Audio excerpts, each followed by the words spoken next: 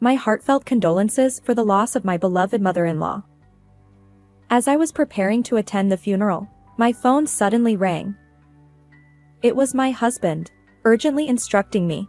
Do not come to the funeral home. Go back to your parents' home immediately. Confused, I followed his instructions and returned home. Later, my husband, who had joined us, revealed the existence of my estranged and conniving sister-in-law, Sophia. She callously asked about the inheritance, aiming to exploit my late mother-in-law's assets. Determined to protect my mother-in-law's honor, I resolved to confront Sophia. Our intense verbal battle ultimately led to her confinement behind cold, dark bars. I am Olivia Smith, a perfectly ordinary housewife. I am happily married to my husband, Michael, who works as a company employee. By the way, it seems that many women struggle with how to interact with their husband's relatives after marriage.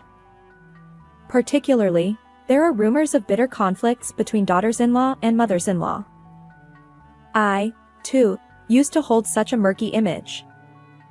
However, fortunately, I've been able to maintain a harmonious married life in that regard. Specifically, I share a close bond with my mother-in-law, Nancy. For instance, Olivia, how does this cardigan look? I knitted it, thinking it would suit you. Me? Thank you. The color is adorable, and you're quite skilled at knitting. I'm glad you like it. The weather is getting colder, so take care of your health. Certainly. Oh, by the way, would you be willing to teach me knitting sometime? And that's how it goes. Nancy's smile always radiates warmth and kindness. I've relied on her assistance countless times, and she has even provided financial support. I love my gentle mother-in-law, considering her like a second mother. However, Olivia, it seems that Mom passed away at the hospital. the news of Nancy's passing arrived just the other day. I was shocked by her death and couldn't eat for a while. But this is a reality I must accept. Reflecting on it, Nancy had been battling terminal cancer for several years, enduring continuous chemotherapy treatments. Her struggle must have been incredibly difficult. Whenever I visited her, she would greet me with a smile. I'm sure she pushed herself to appear strong and not burden us with worry. For her sake, I can't keep crying forever. Let's bid her farewell with at least a smile. With that thought in mind, I prepared to attend my mother-in-law's funeral at my in-laws' home. At that moment, my smartphone, which was placed on the table, began to ring. Curious, I glanced at the screen, and there it was, the caller ID displaying my in-laws' number. Screen. Perhaps my husband, who had gone ahead for the funeral preparations, forgot something. I picked up the phone with a light-hearted feeling. However, Olivia, is that you? Do not come to the funeral home. Go back to your parents' home immediately. his urgent voice echoed from the phone. What? Go back to my parents' home? And why are you so flustered? I apologize. There's a bit of trouble at the venue. I'll explain more when we meet. Naturally, I was perplexed by my husband's words. What kind of trouble could it be? And it was the first time I'd seen him so agitated. Understood. Calm down. For now, I'll head to my parents' home as instructed. Take a taxi. I'll be there soon too. See you. With that, he hung up. Honestly, my mind was filled with question marks. But if Michael said so, there must be a valid reason. And so, Driven by an unusual sense of urgency, I changed my destination from my in-laws' home to my own parents' home. Olivia, what's going on? Isn't today Nancy's funeral? Well, come on in for now. Let's talk inside. Both my parents were surprised by my sudden return home. When I explained the situation, they exchanged puzzled glances, mirroring my own confusion. And without my husband's arrival, there was no way to explain everything. We waited nervously at my parents' house. About an hour later, my husband burst in. Olivia, are you okay? I'm fine, but wait, what happened to your hand? I noticed bandages wrapped around his injured hand. His expression was deeply troubled as he touched the wounded area. Then he proceeded to explain the events related to my in-laws and the troubles that had unfolded at their home.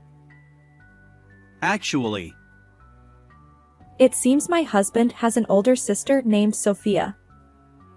However, this Sophia was quite a rebellious child who caused trouble for the family since childhood. Apparently, she has been in and out of police custody countless times. Despite all this, Nancy, my mother-in-law, never abandoned her daughter and continued to apologize to those around her. Nancy even shouldered the debt Sophia had accumulated. Sophia promised to repay the debt, pleading with her mother. But then she broke that promise and left home. Sophia was estranged from my husband's family, and until today, they hadn't heard from her. Yet, on the occasion of Nancy's funeral, Sophia appeared at my husband's family home. Although time had passed, Sophia's behavior hadn't matured much. The words that came out of her mouth were shocking.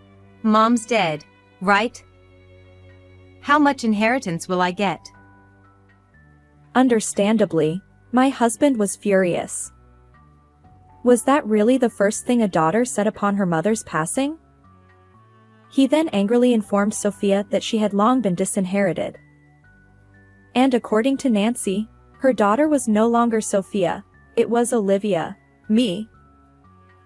Huh? Olivia? Who's that woman?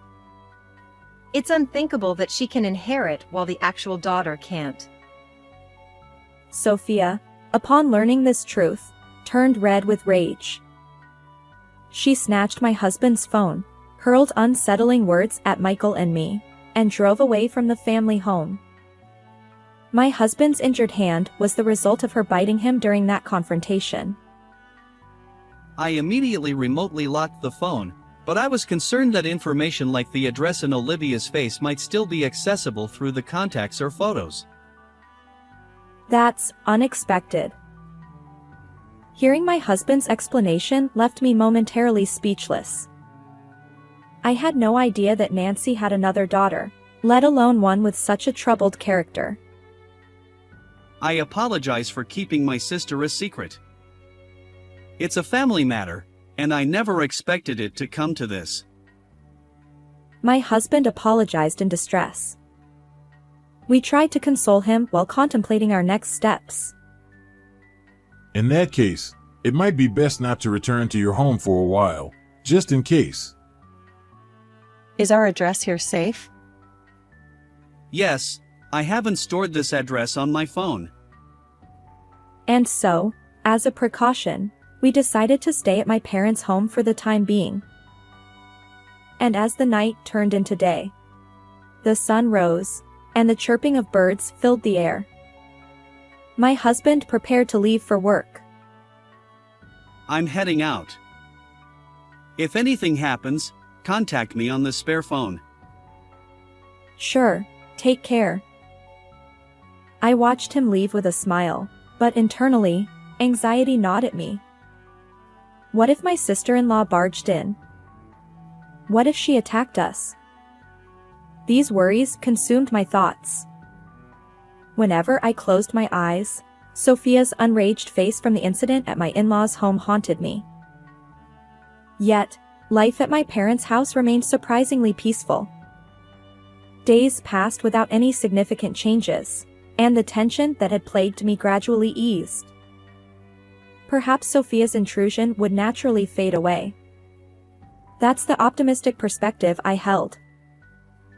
And then, things began to unfold. A police officer arrived at my parents' home from the nearby police station. Excuse me. Are Mr. and Mrs. Smith here? I felt a sense of unease and cautiously asked, What's this about? As it often happens with premonitions, my bad feeling turned out to be accurate. The officer explained that our home had been broken into by a burglar, and they had just received a report from the scene. I immediately contacted my husband and rushed home with him. Upon arriving, we discovered the interior of our house in disarray. Drawers were pulled open, and it looked as if a storm had swept through. Were any valuables stolen? Prompted by the officer, we conducted a thorough search of our home under their supervision. Thankfully, important items like passbooks appeared to be safe. However, several $100s in cash that we had kept in the dresser was missing. Interestingly, according to interviews with neighbors, they had seen a suspicious woman near our house over the past few days. Apparently, she had been shouting things like, "Come out," and "Give back the money," in front of our home. I turned to my husband. Michael, could it be? Most likely, no, almost certainly Sophia. He nodded while looking into my eyes. We explained the recent altercation with my sister-in-law to the police, the disruption during my mother-in-law's funeral, the incident with my husband's stolen phone, and his injury. Fortunately, the police responded relatively swiftly, likely due to our prior report about the phone. Afterward, we were called back to the police station for further detailed questioning, and as the day began to fade, we finally returned to my parents' home. The burglar was swiftly apprehended. As it turns out, the culprit was indeed my sister-in-law, Sophia. According to the police, she had audaciously stayed at a hotel near the crime scene after the break-in. She was even casually receiving room service massages when they caught her. Of course, all those expenses were paid using the stolen money from our home. While she admitted to the crime itself, she denied any involvement in the burglary. The situation is more complex than a straightforward case of a family member committing a crime. Nevertheless, we found ourselves summoned to the police station once again. We were escorted to a room by an officer, and there sat a woman with flashy-colored hair, wearing a disgruntled expression. She spoke indignantly, addressing my husband. Michael, seriously? It's unthinkable for a family member to do something like this. Sophia showed no remorse whatsoever. It seemed she didn't even consider her actions wrong. Throughout the police interrogation, she maintained this attitude. According to her account, she hadn't broken into our home with the intention of burglary. She claimed to have come to discuss inheritance matters, but since we were never home, she resorted to breaking a window. As for the stolen cash, she insisted it was necessary for her stay at a nearby hotel. In other words, everything was our fault. Her reasoning felt hasty and self-centered. The realization that such a dangerous person held a grudge against me sent shivers down my spine. If I had encountered her alone, who knows what might have happened. Meanwhile, my husband Michael and my sister-in-law continued their heated exchange. After years of absence, you suddenly show up and act like family? It's truly unbelievable. And give back my phone. Fine. I'll return it. You locked it right away, so I couldn't use it properly. Just like you. Besides, family is family, right? Both Mom and I cut ties with you long ago. So the inheritance has nothing to do with you. Exactly. That woman, Mom, left the inheritance to a stranger like Olivia instead of her own daughter. Was she senile or something? Don't you dare mock her. I couldn't tolerate Sophia belittling Nancy. Sophia glared at me and spoke with annoyance. You're Olivia, right? The one who snatched the inheritance I was supposed to receive? I didn't snatch anything. And I never. I mean. Just what? She leaned in, and embarrassingly, I faltered. The words I wanted to say got stuck in my throat. Sophia seemed to see through my hesitation and smirked triumphantly. At that moment, the police officer, who had been observing our interaction, cleared his throat and interrupted. Everyone, calm down. For now, discuss this among yourselves as family. He must have deemed it a family matter based on our conversation. Regarding the complaint and other matters, we'll address those later. With that, he defused the situation for the time being. And so, a few days later, we arranged a formal meeting at my in-laws' home. The guest room was filled with Nancy's relatives, gathered around a large table. Amidst the tense atmosphere, Sophia spoke first. If you share the inheritance, I'll let bygones be bygones. You should be grateful to my generous heart. Sophia's arrogance remained unchanged. Well, that was to be expected. A person who hadn't changed in over a decade wouldn't suddenly transform in a matter of days. She continued to insist. Hand over the inheritance. Withdraw the complaint. As if her sense of justice was unshakable. Of course, we had no intention of conceding to her demands. I've said it repeatedly, but you've been disinherited. So you won't receive any of Mom's inheritance. Fine. Then how about this? After you and Olivia get your share of the inheritance, just give me that amount. Do you seriously think such a ridiculous idea would fly? My husband's frustration was evident. I tried to calm him down and addressed Sophia with composure. Did you read Nancy's entire will? It mentioned you too, not just the inheritance. I'm not interested in anything other than inheritance. It's probably just a bunch of grudges against me. No, Nancy worried about you. She regretted things. Well, that makes it even more reason for her to hand over the assets, doesn't it? Sophia smirked, visibly displeased. My insides boiled with anger, and simultaneously, I felt an overwhelming sadness. She saw Nancy as nothing more than a convenient tool. Nancy didn't leave you any inheritance because she knew money wouldn't change you. I continued without waiting for her reaction. I won't give a single cent of Nancy's money to someone as despicable as you. Well, look who's talking. And a stranger who isn't even blood related has the audacity. I don't need to hear that from someone who disregarded family ties. Facing me directly, Sophia momentarily flinched. Then, her eyes sharpened, and she glared at me. It was an ugly, terrifying expression. But this time, I couldn't look away. There's nothing more to discuss. Now, please leave, I said, maintaining eye contact with the intimidating Sophia. Soon, she lunged across the table, attempting to grab me. In an instant, the relatives and my husband restrained her. 10 minutes later, the police officer who arrived dragged her away. Throughout, Sophia continued to curse, but by the time she was forced into the patrol car, her spirits had deflated, and her shoulders slumped. She was headed to jail. Our formal complaint had been officially accepted. According to reports, Sophia had accumulated substantial debt from loan sharks. Her excessive fixation on Nancy's inheritance likely stemmed from these hidden financial troubles.